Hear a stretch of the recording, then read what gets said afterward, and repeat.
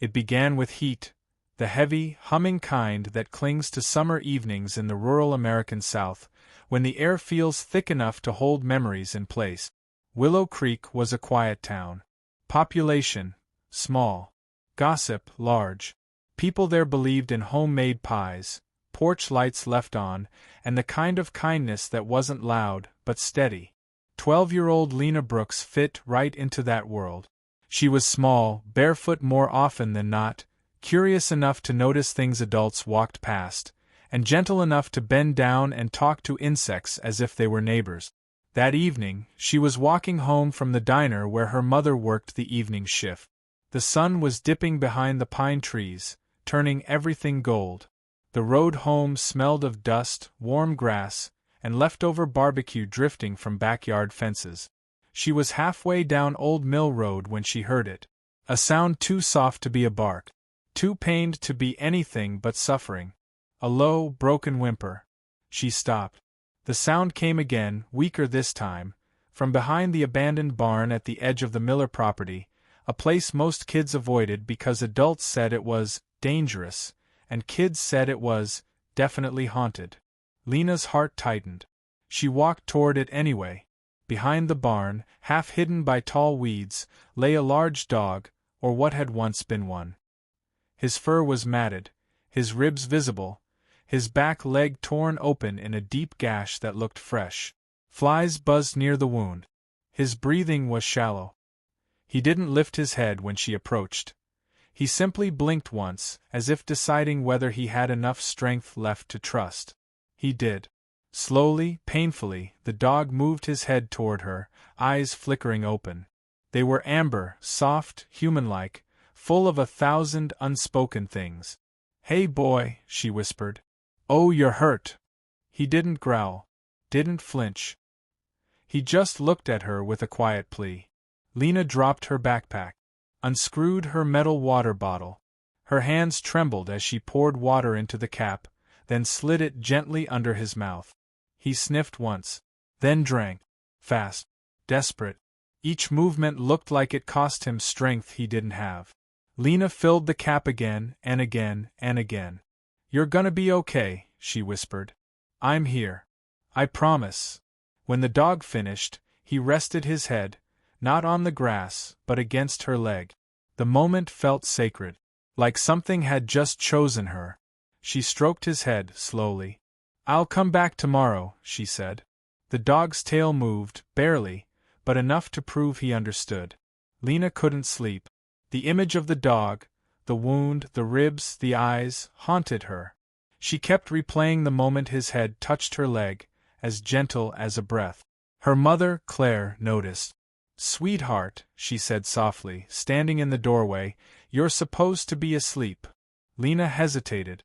"Mom, can a dog die of thirst?" Claire blinked, surprised. "Well, if it's hurt bad enough, maybe." Lena looked down at her hands. They still felt the warmth of the dog's fur. "I gave him water," she said quietly. "A lot. But he needed help. Real help." Claire sat on the edge of the bed. "Did you bring a stray home?" "No," Lena whispered. "But I wanted to." Claire pulled her into a hug. "If he's still there tomorrow, we'll do something." "Okay." Lena nodded, but sleep didn't come for a long time. Outside, the cicadas hummed in the trees. A storm brewed somewhere far away, thunder rolling like distant drums. And in the dark fields beyond Willow Creek, a wounded dog lay alone, breathing through the night with the lingering taste of water and human kindness on his tongue. At sunrise, Lena woke to something strange. Not quiet. Not birds. Voices. Many voices. Outside. She jolted upright, ran to her window, and froze. Her yard was full of people. Neighbors. Sheriff deputies. Local reporters. A veterinarian. Even a man in military uniform. Parked cars and trucks lined the gravel road. Photographers lifted cameras. Parents held children back. It looked like a miracle had landed on their front lawn. "Mom!" Lena yelled. "Mom, what's going on?" Claire rushed in, breathless. "Lena, honey. I think this is because of you." "Because of me?" Lena ran outside barefoot. The moment she stepped into the crowd, people turned toward her and parted, forming a narrow path. And at the end of that path, there he was, the dog, clean, bandaged, standing shakily but standing, his fur brushed, his wound treated, his eyes, brighter now, locked onto hers. He limped toward her. The crowd held its breath. Then, gently, he pressed his head against her stomach and let out a sound that was half whine, half relief. A sound like home. The sheriff cleared his throat, stepping forward. "Lena," he said, voice serious but warm, "this dog saved someone's life last night." Her heart stuttered. "What?" The sheriff motioned to a frail woman sitting on a folding chair, ankle-wrapped, holding a cane. "This is Mrs. Calloway. She lives on Pine Hollow Road." The old woman looked up at Lena with tears in her eyes. "I fell last night, dear," she whispered. "Behind my barn. Couldn't get up. Couldn't call for help. I thought I was going to die." She wiped her cheek. "And then, this dog came out of the woods, bleeding, limping. But he barked and barked and barked until my neighbor heard and came running." The crowd murmured. The old woman reached for Lena's hand. "He saved me. But he wouldn't have made it that far without you." Lena swallowed hard. "You gave him water," the sheriff added. "Enough strength to get help. Enough strength to keep going." The crowd clapped. Neighbors cried openly. Someone said, "God works in mysterious ways." Another whispered, "Children see the things we ignore." The dog leaned harder against Lena, tail weak but wagging. A veterinarian knelt beside her. "He has no chip, no collar. He's been wandering a long time. But he's a fighter. And he seems to have chosen you." He held out a small, worn collar. "Would you like to keep him?" The crowd fell silent. Lena knelt, cupping the dog's face. "You want to stay?" she whispered. The dog nudged her cheek. Her answer was obvious. "Yes," she said, smiling through tears. "Yes. He's mine." The crowd erupted in cheers. But not everyone was celebrating.